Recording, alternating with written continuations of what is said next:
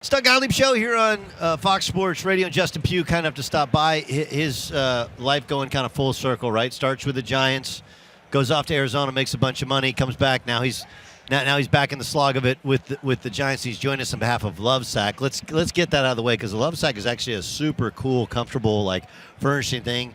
Did you get the whole setup at the house? Yeah, got the whole setup at the house. Obviously, it all started when I said straight off the couch playing on Sunday Night Football. They're like, well, what couch were you sitting on? I was sitting on a Lovesac. So the partnership was born. The Long brothers helped facilitate it, so I got to give a shout-out to them. And they're coming out with the new Stealth Deck. It's like a couch where you sit in when you have the stereos, the subwoofers, you have the wireless charging. I just had a 2-week – my daughter's 2 weeks old, just had her. So the in-laws are staying there. Name? Josephine, Joey. Nice. So you can convert it to a queen-size bed. She spits up on it. You throw it in the wash. You put it back on. So Lovesac is unbelievable. It's great for my family. You mentioned kind of straight off this couch into playing on Sunday Night Football, but how do you, like, the hardest thing I found when I got out of playing professionally is, like, motivating yourself. You know, because, I mean, your whole life, you know, growing up in Pennsylvania and then going to Syracuse and then in the NFL, you always have a team. You always have time. Hey, man, we're going – or at least there's a teammate to get you to go to the gym, even when it's not like a scheduled thing. Yeah. How'd you find ways to motivate yourself when you weren't in the league? My wife is a fitness instructor.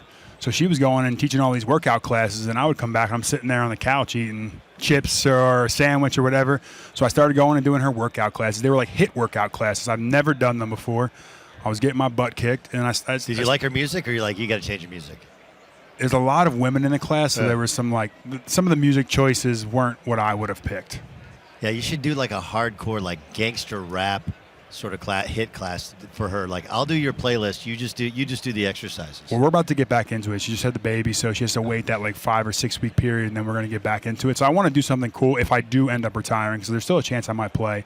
But one day I want to do like a triathlon where you got to really test yourself. Well, most of you guys, like I've been told, offensive linemen, like, okay, you're supposed to, like, that first 6 months you got to lose all the weight. Yeah. Otherwise, you'll never lose it, right? Is that what you guys all tell you? We either get super fat or we get like we look like we're starvation, like feed it. Like Chris Snee, if you've seen Chris, his head is still massive, but he got this little body. Right. Nick Hardwick is a guy in San Diego who does media stuff. Yeah. Like, he's still all tatted up, but looks like he's a triathlete as well. So were you working that way? Were you working towards being thin? I thought I was done. I tore my ACL, so I was rehabbing the ACL. I was like, I'm going to work on the golf game. I'm in Arizona. You know, I just got married, have a kid, and then, you know, you get that itch. You miss the guys. You miss being around it.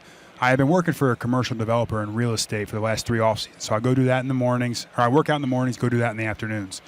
And what better place to continue to grow the network than New York? So New York was not only to go back and finish my career where I started, it's to network. I learned this from Larry Fitzgerald. Every Tuesday he would go meet with somebody. Justin Tuck did the same thing, so I was just following their examples. And it couldn't have gone better for me in New York. Okay, let me ask you a couple things, since we don't know if you're coming back or maybe you go into the media. You played for Kingsbury. Yeah. Now he's going to be calling plays for Washington.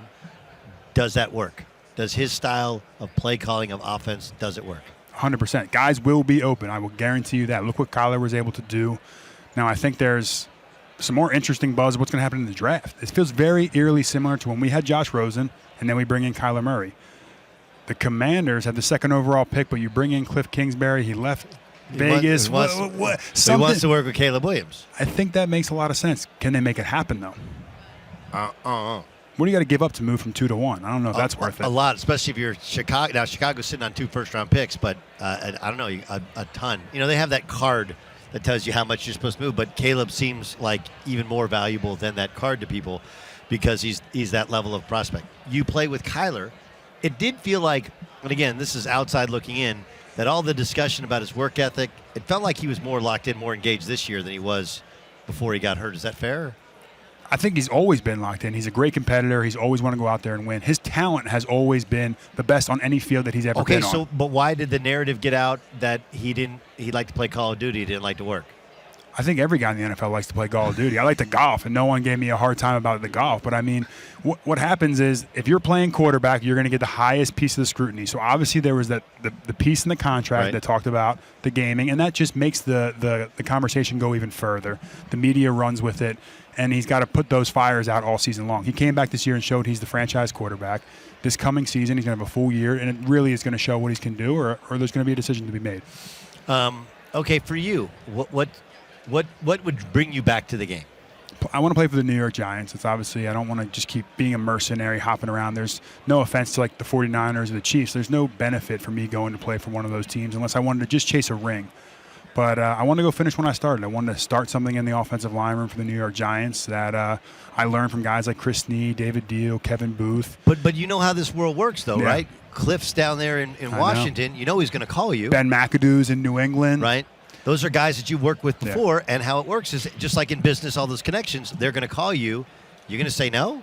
Well, look, if the Giants are offering the vet minimum and the Commanders are offering something a little bit more, then we have to have a conversation. But I also been fortunate enough to play this game for 11 years.